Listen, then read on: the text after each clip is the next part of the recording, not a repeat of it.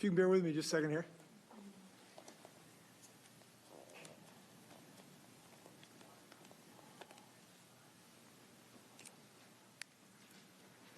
We're going to, yes. Slide water. Pardon? Slide water. Where is it? Okay.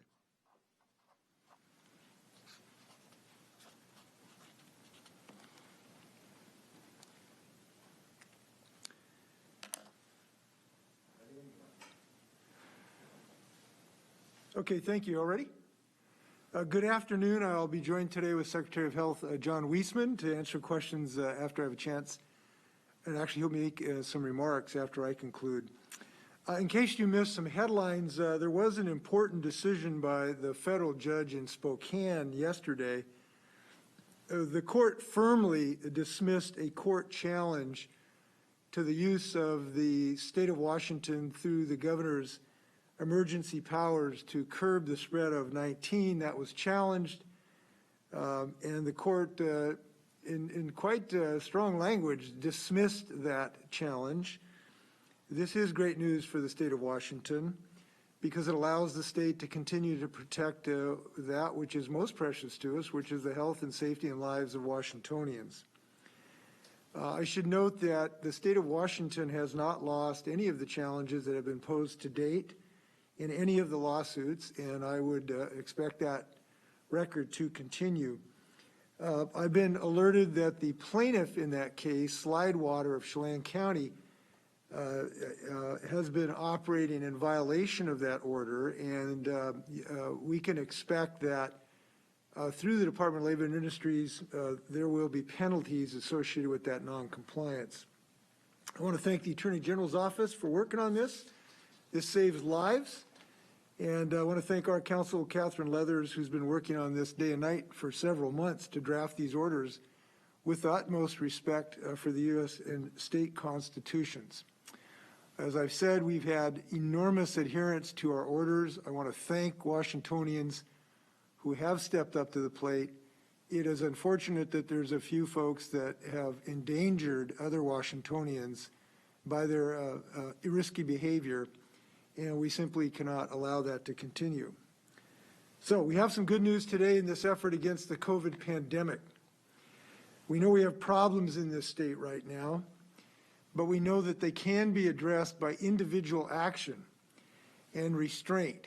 We know that we as individuals and as family members can take action to reduce the scope of this pandemic. Now, we've had some new challenges in that regard. We are hearing from local health officials around the state that the disease is now most commonly spread at social gatherings, face-to-face meetings of a whole host of contexts which involve our individual social lives. We see it happen sporadically across the region, and as a result, our weekly averages of the number of Washingtonians who are infected has continued to rise in a very disturbing pattern of continual, consistent increase. I want to show you the 7-day rolling average, which is 629 cases a day. This is the highest number throughout the entire pandemic. Now, I mention this because this might be a surprise to many of us who had the sense that after we were over the original hump, we would be in safe territory. Unfortunately, that is not the case. This has continued to rise consistently for the last month. Today, if I can show you another graphic showing the extent of the daily viruses per 100,000, infections per 100,000. The cases per 100,000 of our population are going up statewide as well, which you can see in this graphic. And you'll note that the rate of increase is quite significant. The angle of attack, if you will, of the line on the right going up is almost as steep as it was in the original days, and it is twice as high as during the first onset, if you will, of the virus. So here's what we know. This shows that too many individual citizens, regardless of their age or their ethnicity, are simply not exercising the caution that is necessary if we are going to arrest this very, very dangerous rise of this pandemic. Hospitalizations are also going up. Deaths are also going up. And we simply do not want to see scenes in Mukilteo or the Tri-Cities or in Olympia that look like Arizona and Texas today. In those states, those communities are having to bring in refrigerated trucks for people who've lost their lives because of the onslaught of this pandemic. And if these trends were to continue in our state, at some point we would be in that situation. And that is not anything but reality that we face right now. So if we are disturbed of the scenes we're seeing in those southern states that opened up their businesses much earlier than the state of Washington, we simply have to find another strategy or additional strategies to arrest this pandemic. So today we are acting to take action in that regard. Here's what we're going to do today. Social gatherings of 5 will remain in effect for those counties that are in phase 2 and modifies phase 1, which is in most of the state today. But today I'm announcing a change to those counties that are in Safe Start phase 3 and those counties that someday could be in phase 3. This will limit all social gatherings to no more than 10 people a week. And that is something that we simply have to do if we're going to arrest this pandemic. Additionally, we are prohibiting all live entertainment, indoor and outdoor. Now, that's tough. We understand this. But if we are going to reduce movement of people and cut down on the number of face-to-face contacts, these are necessary and reasonable decisions that we have to make. The orders will go in effect Monday. I'd like to, if I can, talk about the social settings that are now of such concern to us. Here's what this means. Basically, it means that you really can only be with 5 people outside of your household in about 80% or 85% of the state. And in those relatively small numbers of counties that are in phase 3, it's only up to 10 people in those counties. And these are individual things that we all can control. And when we do that, when we do have those meetings, social distancing is absolutely imperative. Doing things outside is so much safer than inside. And of course, wearing masks are absolutely pivotal in our success in any and all of those social get-togethers. Now, there are exceptions to this change that won't be affected, at least for right now, including spiritual services, weddings, and funerals, which act under our existing guidance. So anything more than 10 from outside your household is not allowed in phase 3, and in phase 2, anything more than 5. And I do want to emphasize, even limiting the number of people that we socialize with does not remove or reduce the imperative nature of mask and social distancing. So just a note on the kind of things we're talking about. You know, this is somewhat of a challenge for us because the kind of things that we have always treated as benign and innocent and healthy during the decades of our lives are now dangerous. Hosting backyard barbecues with too many people that would violate this order is now a danger. Having a picnic with too many people that violates this order is now a danger. Dining in a restaurant with too many people in dangerous circumstances can now become a danger. Birthday parties where people have become infected at innocent things like a birthday party. And I say these things because it's difficult for us to understand that. But as governor, I really have a responsibility to share with Washingtonians the thing that is creating deaths in our state, and it is these innocent social get-togethers. There's a story in today's Seattle Times that illustrates this problem perfectly. A couple in Tacoma had done everything right. For months, they were taking care of themselves. But they had a few close friends over in late June. It turns out one of them had COVID, transmitted to this couple and others before they knew it. That's the type of thing that we all have to be on guard against. So we cannot let our guard down, even as we engage in more activities. Now, I know this has been a long and frustrating process for all of us.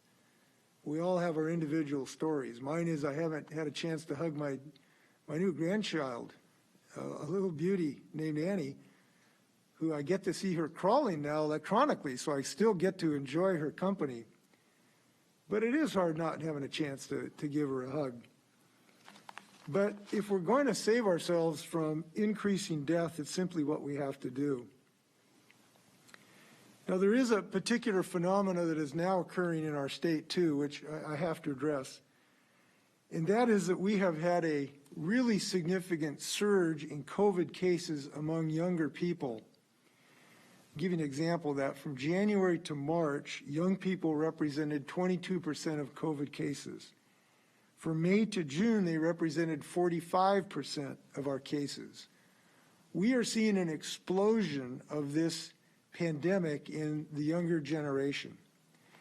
And we know that while younger people may not have the same rate of bad events, they can suffer them. Just as I was walking in here, I saw a story about an otherwise healthy 29-year-old who had lost his life. I heard a story of a person in Washington who had to be intubated yesterday, healthy 25-year-old.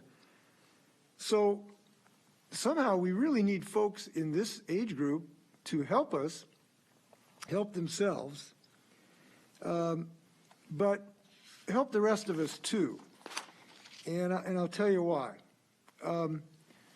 Even if young people were totally immune from this disease, right now, when they infect someone, they may not have a particularly significant problem. They, in fact, may not suffer symptoms at all. But when they go home and visit their parents or their grandparents or their uncle or their aunts, boom, they become a virus vector. And we, unfortunately, have to anticipate an increased rate of hospitalization as this young cohort of folks spread out through their communities and through their families. So we really need the young generation to lead us, and they are leaders. I spoke to a group of leaders from colleges and universities yesterday or 2 days ago who had a really good idea about how to say, look, there is hope for us. This is not something we can give up on, that young people can help protect those of their own age group who are immunosuppressed. They can wear masks. They can protect themselves when they're doing the essential business, and we know that young people do more of the essential business that does expose them more to potential viruses. So we know we can succeed on this if we have the younger generation who will lead us. Some may correctly note that these prohibitions on gatherings are largely self-enforced. So far, not aware of anyone being cited so far, even if we know there hasn't been total adherence. So allow me to make the meaning of this more explicit. If individuals, each of us, do not adhere to mask wearing, do not adhere to social distancing, do not adhere to these limitations on gatherings, today's rollbacks may be a forerunner to additional rollbacks. And we cannot rule out the potential for another stay-home order this year, and perhaps not in the too distant future. So how individuals respond to this crisis will determine what happens to all of us combined. These are individual acts of community responsibility that can save us all. And as I've said before, we don't have a vaccine, but we do have each other. And we're asking all of us to protect each other right now. Masking and social distancing and limiting your contact, as this order will require, altogether are our best defenses against this virus right now. We have some hope on the horizon. You may have read about some promising results from some vaccine trials right here in Washington State. but those are not in the immediate future. And all of us now have certain weapons that we need to use. You know, I want our students to go back into the classroom. I want our restaurants and businesses all to be open. I want our state budget so it's not hemorrhaging billions of dollars. And I want people to be healthy and long-lived. And we can accomplish those things if we abide by these simple principles. And we're calling Washingtonians to do that today. So with that, I'll turn it over to John for some comments. John. Great, thank you, Governor. Really appreciate your leadership on this issue. I know public health people I've been talking to all across the state really appreciate the attention to the social gatherings that you're talking about, and appreciate the reduction in the number of folks who we are saying want to interact with in any given week. But we do know we're going in the wrong direction, as your chart showed. That's the case. As a matter of fact, on that chart you showed, Governor, about our rate being 115 cases for every 100,000 population in the last 2 weeks. That's actually doubled in the last month. So when you were talking about that rise there, that's actually double from June 9th to July 9th. And that's really concerning to all of us. And it's something that's saying we should stand up and take attention to that, and not only take attention, but take action. You know, everything that we do as individuals, when we go to work, when we recreate, when we're being social, all of those things impact our ability to move forward as a state with the things that we want to. And we really can't go safely forward unless we all do our part. And there are many things at risk to this, as you say. We have at risk schools opening in the fall if we don't, with in-person classroom, if we don't get a handle on this, because right now it is just simply moving in the wrong direction and going to be too dangerous if this continues. So really, this is about the impacts that we can all make and pitch in together and do that leadership that you've talked about for so long. So I know that we don't want to jeopardize any of the momentum, but we are jeopardizing the momentum and the gain that we made with the stay home, stay healthy order. So as you said, really what we need to do is decrease the number of people to contact with in those social environments in particular. In talking with the folks in local public health and who are interviewing the people who are diagnosed with COVID, what we're hearing is it's these social interactions that indeed folks are starting to see become more apparent in the cases, including now we're seeing some of the impacts of the July 4th weekend activities. You know, it's now about 2 weeks later, and during that time period, that incubation period, that's when we would be seeing the cases, and the people who are talking to the people who are recently diagnosed are learning a lot about these interactions, as you talked about, whether they're birthday parties, a cocktail party, something that people feel is pretty innocuous. So we all need to pay attention. I think the bottom line is our attention to this can't be a part-time job. This is a full-time job. Every interaction we have to think about doing it safely, wearing those face coverings, keeping our distance. And if we do that, we can bend the curve again. And it's absolutely essential that we do that. So thanks, Governor, for your words around this and the leadership we're taking today. You bet. And that word leadership is important. I will note that I think all of us have some leadership capability here. You know, whether you're a parent of a 19-year-old that wants to go out and party during the night and is going to be with 50 other people, look, there's a leadership position. If you're a 19-year-old and you're going to go to a party and you think, you know, maybe that's not the best idea to not be socially distanced, that's a leadership position. And we're really hopeful people do show leadership. Lastly, I'd like to draw attention to the fact that Congress needs to pass another stimulus bill. They need to do it now. We have so many people who need financial support now. They're making good use of the extra $600 in their unemployment benefits, and those need to continue, and Congress needs to move to do that. We are hopeful that Mitch McConnell timeline for the aid is not followed because it'll be too late. We need assistance now. This pandemic is not going to go away by the end of this month. We know that, and neither will the need for aid, both for individuals and for states so they can do their business. People need help, businesses need help, communities need help, states need help. So I have one simple message: pass the damn bill so we can do our job and take care of our people. With that, I'd like to stand for questions. First question comes from Rachel with AP.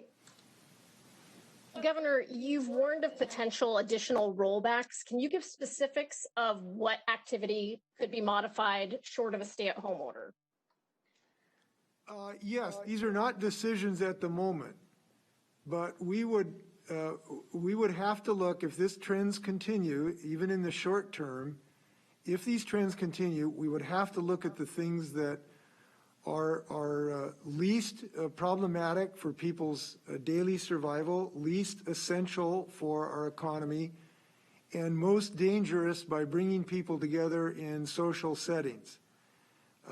Clearly, those would involve bars. Those could involve indoor dining at restaurants. They could involve other recreational activities, bowling alleys and the things like that. The things that were the last things that we had to shut down would be the first things we'd have to go back on. And why? Because science may dictate that. And the science is that this is a trajectory of tremendous danger and fatalities that we're on today. And we will have to be confident that our new measures of masking initiatives, this restriction, additional restrictions on social gatherings, and evidence that businesses are complying with the masking requirement would be enough to reduce this rate so that we can go about opening our schools and the like. And, at the moment, that's a great question. So we're taking action in the last few days in our masking requirements. We're taking action today. But I just have to make sure people are aware that something has to change fairly significantly, or we're going to be back been to the soup just like we were in March and April. Rachel, would you like to ask a follow-up? Yes. Schools, you spoke with School Superintendent Reichdahl yesterday. Can you just talk a bit about what that discussion entailed and whether there were any decisions made? So there were not any dramatic decisions made. We talked about the status of the school district discussions and planning primarily. I talked to a number of superintendents yesterday morning and then the superintendent yesterday. And as you know, basically he and the departments of health have set forth templates about how to go about education in this fall. And they set out basically some requirements that we will need to meet in order to be able to do that. Requirements about distancing of students, of hygiene, of screening of people.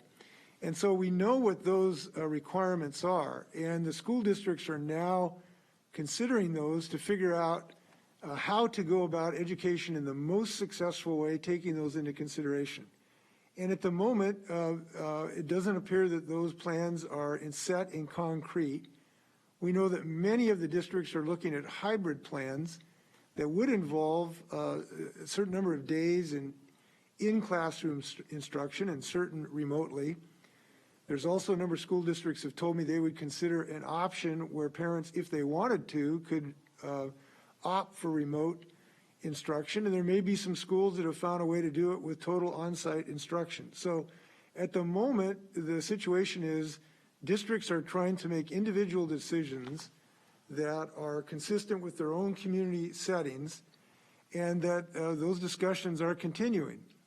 There are discussions with a variety of the community, parents, educators, and the leadership of these school districts.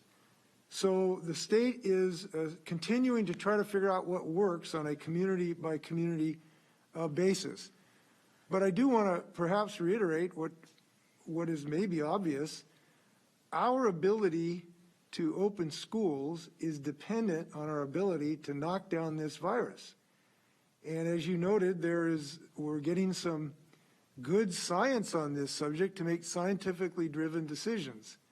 because that's how we make decisions in the state of Washington. And following that science so far has been a very wise decision by the state of Washington, because we have avoided the horrendous scenes like we see in Arizona of people who have lost their lives having to be stored in ice trucks because the morgues were full. And because we have followed science, we have avoided those scenes in the state of Washington. So we're going to continue to follow that science. I saw a comment from the White House that they weren't going to let science get in the way. That's been an unfortunate attitude that is extremely dangerous. So that's one of the reasons we're acting today, to notify people that changes in social behavior are absolutely imperative in increasing the odds that we can have more on-site instruction in our schools. And I hope people help in that. Next question comes from Joe with the Seattle Times.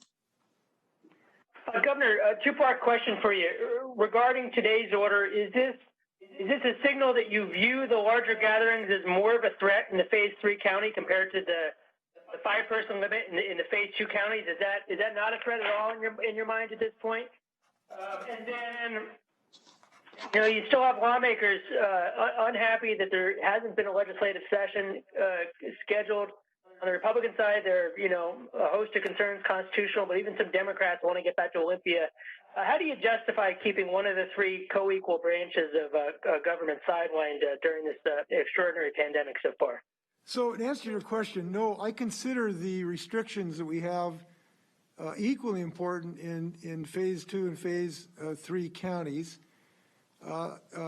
We hope that this order regarding Phase 3 counties is a reminder to everybody else in the state of Washington in Phase 1 and Phase 2 that these social activities now are becoming increasingly the causative factor of this disease. And as time goes on, this becomes more and more apparent. So we have done some things that have been proactive and successful in our business environment of hygiene and masking and telecommuting and the like. But what we have found is what we have gained perhaps in the business community, we have lost in the social setting. So each is equally important. I hope that this decision today will reverberate to all of us, because the things that we have found so typical and normal, today what used to be a birthday party can be a death sentence for somebody. And that's just a reality. And as time goes on, that becomes more and more apparent. So hence the decisions today. The need for a session, we do not need a special session right now. And the reason is that we have enough financial wherewithal to get to January where we can have a regular session with all of the good work that legislators can do. And the reason we are in that position, we believe, is because we have a $3 billion reserve account that is available, and we are hopeful that the Congress is going to act. And if the Congress acts together with our reserve account, those decisions may be relatively easy for this biennium come January. But it is not necessary to have a session right now, and there's no reason to have a session just to have legislators talking amongst themselves. Second, we don't know yet what our financial really underpinnings are, because we don't know what Congress will do. And it could be a $2 billion difference whether they act or do not act. And it doesn't really make a lot of sense to have stewing and arguing and speechifying when we really don't know what the fiscal position of the state of Washington is. And the third reason is I have asked legislative leaders, and it is clear to me is that there's not a consensus or a way to pass a budget in some way that has majority support in both chambers. So for those three reasons, we look forward to success with legislators when they return in January, and I'm going to work very closely with them. Joe, would you like to ask a follow-up? Oh, that's fine. Thank you. Next question comes from Essex with Cairo. Well, let me note, if I can add, can I add just something that to Joe's answer that sometimes is forgotten? The other reason this is not necessary is that the state has already taken considerable actions to respond to the revenue downturn. I vetoed about $445 million of spending that I supported, that was new spending that was passed in the last session of the legislature. I supported 98% of that, but I had to veto it because we did have to do some things to tighten our belts. I also instituted a measure to save about $55 million in payroll with a furlough program that could grow to over $90 million if other statewide officials follow my lead. So we have already taken some action, and that is one reason why we are in a position to have these discussions in January rather than August. Six, you can ask your question now. Yes, Governor, because it's so important, why have you exempted weddings, funerals, church services from these new restrictions? We are hopeful that people will embrace this call for action in their social lives in these less structured settings. And I believe in listening to the local officials. It is these less structured settings where we're getting the huge increase in infections. It's the 20 people at a beach party, and I love beach parties and I love young people. But when I see 20 young people, not masked, shoulder to shoulder, it's dangerous. It's the folks in my generation who are going to a retirement party and have 20 or 30 people in a house. Those are the things that we think are the things that have increased in the last several months. And look, I understand why those things have increased. We are desperate. We are longing for human company. We want to see our friends, our relatives. It is such a natural thing, particularly after this length of time. But we in Washington understand that if you're going to win a battle, sometimes you have to be in the battle to the end. And that's the situation that we are in right now. So those social settings is where we think some of the biggest transmission has been. Now, this does not eliminate the possibility that we will have to impose the same restrictions on those more formal settings at a later date. And as I've reiterated, unless something changes, we will have to make more decisions that are difficult. So we hope everybody bears down right now. Would you like to ask a follow-up? Yes, a follow-up question for Secretary Wiesman. Knowing what you know about the numbers and the fact that school's going to start opening in 6-7 weeks or so, should school districts be focusing more of their time on figuring out how to do remote learning and less of their time on trying to figure out how to do it in person? Well, what I really hope people focus on is that they focus on at the moment about what each of us can do individually to help assure that kids can attend school in person and do the things that we've asked folks to do. And as the governor said, those things are things that each of us can do and take responsibility for.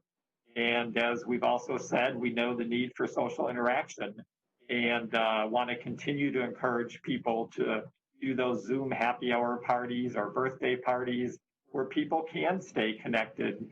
And then if they are in those small gatherings, to make sure they're wearing their face covering and making sure they're keeping their distance. And, it's prudent for schools to be planning for the whole spectrum. And I think that's what they're doing. And that's the right thing for them to do.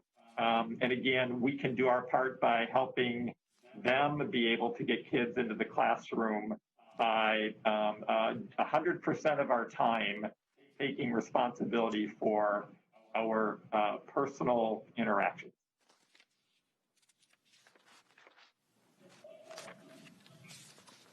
Next question comes from Jerry with the Everett Herald. Thank you. Governor, the White House coronavirus task force received a report this week, state-by-state analysis, and for Washington, it recommends and suggests moving to some pool testing, some community-led neighborhood testing, and some changes in the process. Are you folks considering that? Yes, there are several of our local labs in the state of Washington that are considering that. In order to do that, they have to get the approval of the federal government. So the sooner the federal government gives us approval of that, the sooner we can use this pooling strategy. I spoke to one of the commercial labs yesterday about this, the CEO of one of the commercial labs, who also believe that this makes sense. This makes sense when you have lower rates of transmission. We do think that in certain of our communities, we have a low enough rate of transmission where pooling makes sense. So yes, we are considering that. We're in the process of getting approval for embracing that strategy. And the faster the federal government helps to approve that, the faster we can embrace that strategy. Terry, would you like to ask a follow-up? Sure. Is another looking at this report again? There's also a suggestion to government should look at innovative ways to monitor compliance with some of the restrictions.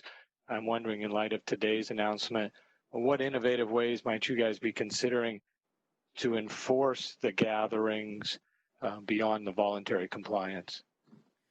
Well, I think one of the innovative ways we could do it is to stitch a mask around the president that is permanent so that he does not continue to create deceit, dysfunction, and disengagement so we can go about saving lives. That would be handy and quite innovative. Now, we would only do that with his concurrence, of course, but I say that, tongue in cheek, but look, we could use some national leadership here. That would be innovative. We're starting to get a more bipartisan approach in our state and across the country. Mitch McConnell, Republican senator, is wearing a mask. Congressman Dan Newhouse, Republican congressperson from Central Washington, wearing a mask. Multiple Republican mayors across the state of Washington, including Eastern Washington, are wearing masks. I want to give credit to some of those leaders, Commissioner Delvin in Tri-Cities and others. Our most recent survey in Benton County and Yakima showed a huge increase in those that are wearing masks, and they have been innovative in a mask up campaign that is bearing fruit. In Yakima, the usage was only about 35% about a month ago. There's one survey showing it's up to 95% now. That might be overly optimistic. But the point is, we have a lot of local leadership. It'd be nice if we had national leadership on this subject. As far as the innovative ways to make this work, we have been innovative. Our state was the very first state, I believe, to create a requirement that businesses not serve people who are not wearing masks. Other states are now following that policy. I think Michigan may have done that yesterday. So that is innovative. And we will have a communication effort that has or will shortly begin to talk to all the communities where they live about why this is helpful.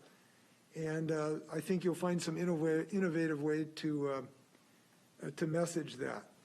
So we're an innovative state. We're going to be innovative throughout this program. Next question comes from Drew with King 5. Good afternoon, Governor. Do you have confidence that schools can make campuses safe for reopening, whether it would be this week or in September? And if you had school-age children, would you feel comfortable sending them back to a school anytime soon? Well, I have grandchildren, so they're pretty good proxy. I'm confident that the local districts are really exploring all the options to do this in a safe way. I think there is a possibility that they can do that, particularly in this hybrid model, which would give schools a way to spread children out. It may mean they only have 2 or 3 days in class, but they have remote the rest of the time. I think that does have promise. So I would not rule out the ability to have some on-site education for kids I care about. But again, this depends on the progress of this pandemic. And if we want our kids in school, the fewer people in bars, the more kids are going to be in school. And that's what this is all about right now. So we remain very hopeful. And I do want to say, I think the districts are really exercising thoughtfulness and creativity. I've seen some things where people have stretched to do things differently, to explore every part of the school building that they could use.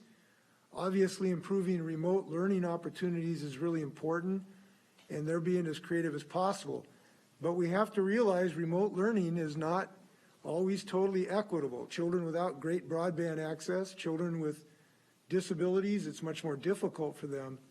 One of the things that I talked to one district the other day about is to have children with special education needs be in the classroom 5 days a week so that they would not be jeopardized by having to go remote. That sort of made sense to me. I just want to tip my hat to the districts trying to work through these very difficult challenges. Drew, would you like to ask a follow-up? Well, if your grandchildren's districts did feel safe to open, you would send them back in September? Yeah, yes, I think they're going to make reasoned decision. And the district that my grandchildren are in are providing them a crackerjack education that is wonderful. The work that the educators are doing, I can't tell you how thrilling it is. I'll give you an example. I have an 8-year-old granddaughter. I was talking to her the other day, and we were talking about what she likes to do. Well, she likes to write. And I said, well, what kind of writing do you do? And she says, well, you know, I do narrative writing. I do objective analysis writing. I do advocacy writing. So there are many different styles of writing, and I do different types of styles depending on what day I'm in and what the context is. I mean, I might have learned some of that in my 3rd year of law school. I'm blown away at the education young people are getting, and I am impressed with what educators are trying to do right now. Next question comes from Jim with the spokesman review. Governor, I'm wondering how long will you wait to gauge whether these latest rules are effective or you might need something else, considering that the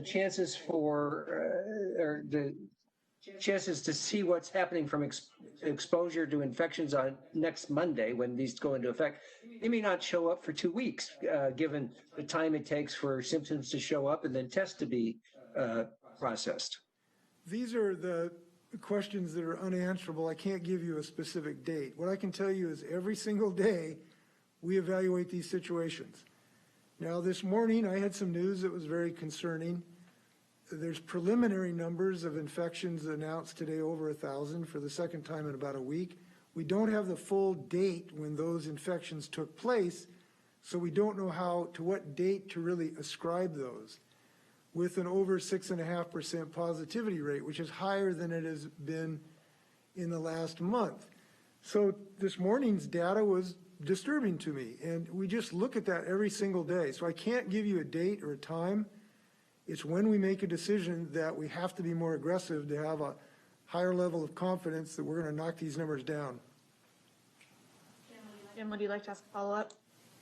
But just to be clear, you won't be waiting weeks to make this decision, it doesn't sound like. Not necessarily. Just not necessarily. We could make a decision tomorrow if we saw some things in the data that made it clear that that was the right decision.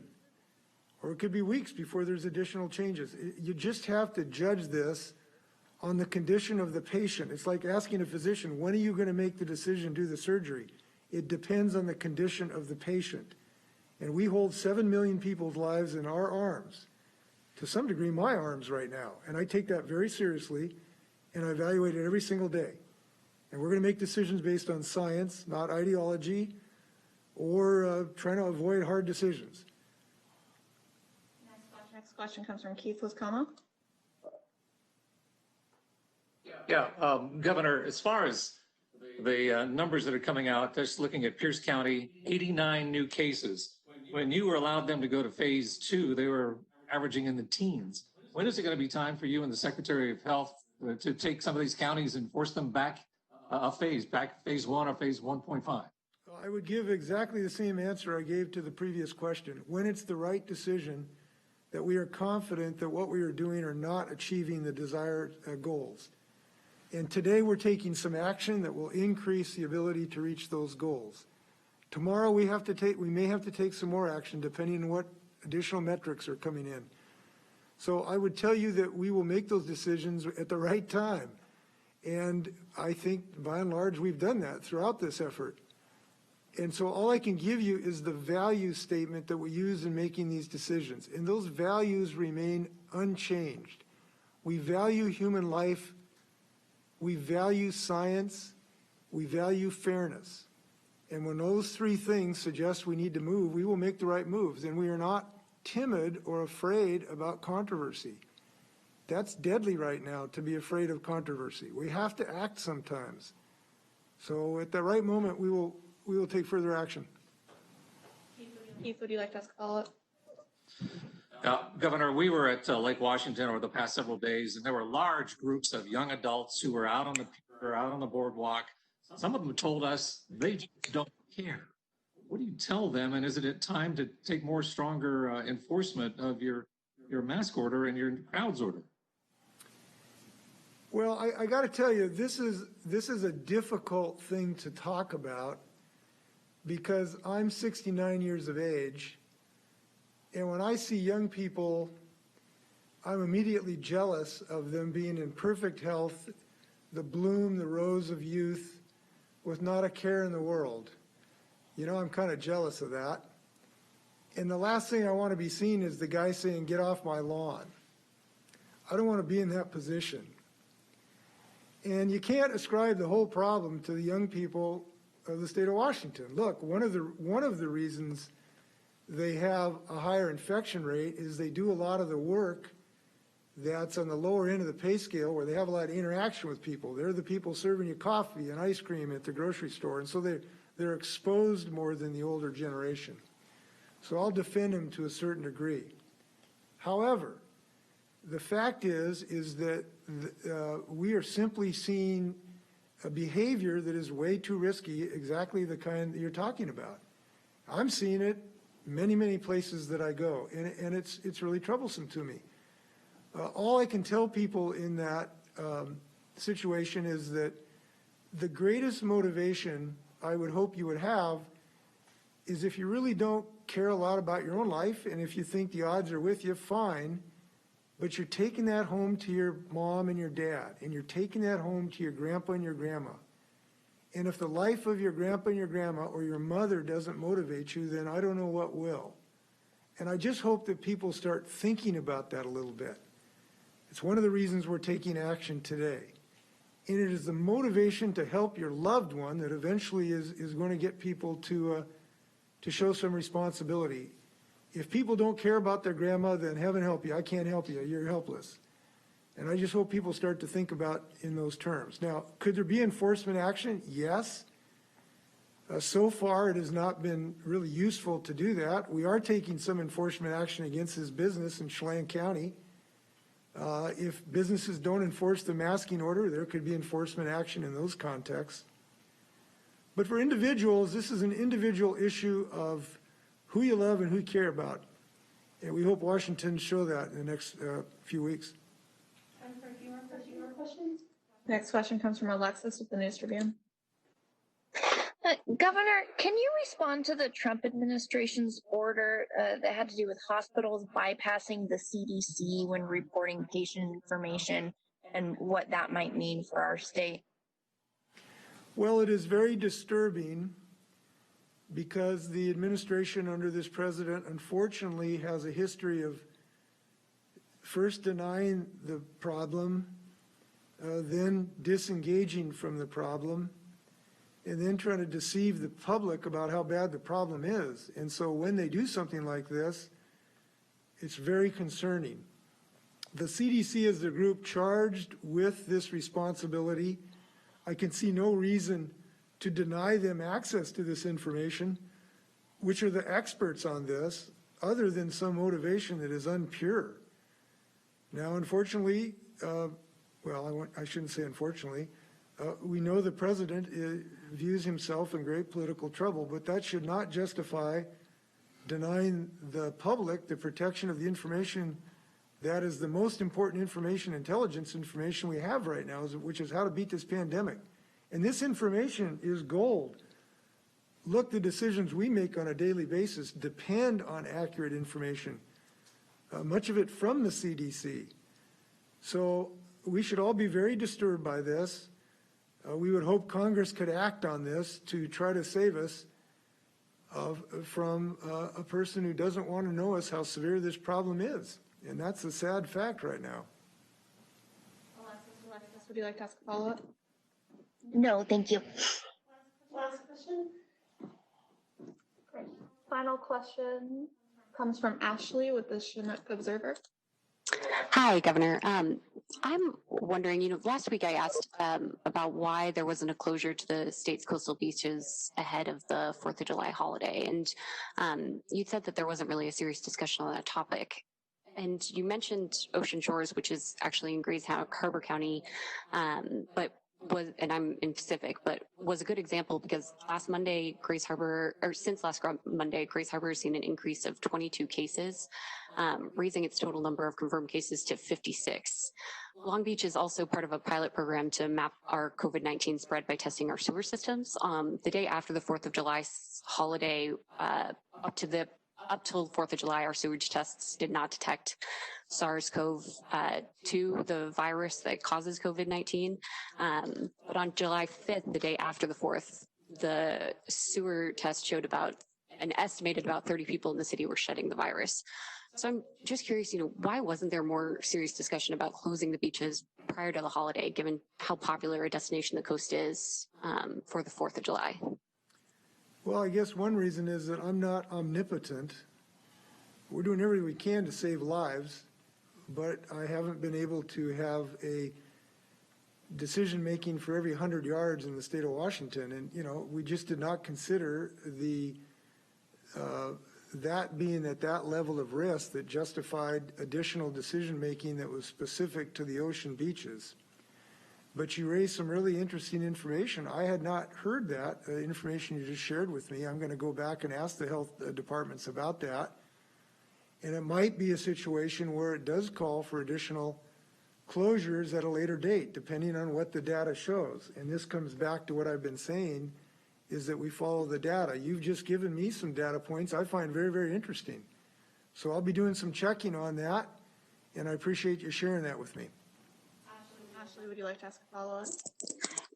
Yeah, I do just have one follow-up question, Governor. I think you raised a good point that you said that, I'm not omnipotent, and that you can't plan for every 100 miles of Washington. And, Pacific County is a rural county. It's 22,000 at, the top of its census. But our legislators are really informed on the issues that are important to us down here. So I guess I would just go back to say, wouldn't that be a benefit of having the legislature in session, that you would have these people who live closer to these counties, that your staff just couldn't possibly have the capacity to know every detail or every issue that's concerning to the area? No, it would not be, because there's nothing special about a special session that already doesn't exist. The legislators can pick up the phone and call me anytime. The mayors can call me at any time. The county commissioners and executives can call me at any time. I don't recall any of those local leaders urged us to close the bridges before, or the beaches before that. I will check to confirm that, but I don't believe any of the local leaders requested that before the July 4th. I will check on that, but we have open communication without the necessity of a special session. The phone system is working and works really well. So I will check on that, but I don't think, now that may change. You've just given me some information that might give us a new viewpoint, including some of the local leadership. So we'll continue to look at that. All right, any final words, Governor? No, I want to thank everybody. Just wash your hands and mask up and care about your grandma. Thanks a lot.